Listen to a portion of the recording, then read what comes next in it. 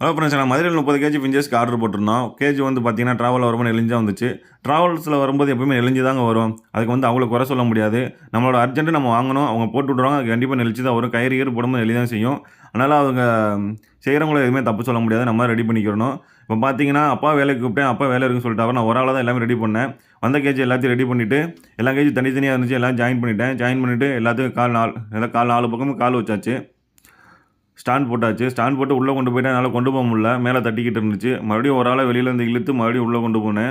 ஒரு ஆளை வேலை பார்க்குறது ரொம்ப கஷ்டம் தான். இருந்தாலும் என் வேலையை நானே பார்த்துருவேன். யாரையும் எதிர்பார்க்க மாட்டேன். எவ்வளோ கஷ்டமாக இருந்தாலும் ஒரு ஆள் என் வேலையை நானே பாருங்க. எவ்வளோ பெரிய கூண்டை ஒரு ஆளாக ரெடி பண்ணியிருக்கேன். 2 கேஜ் இருந்ததை ஒன்றா ஆக்கிட்டு ஃபுல்லாக ரெடி பண்ணி வச்சாச்சு.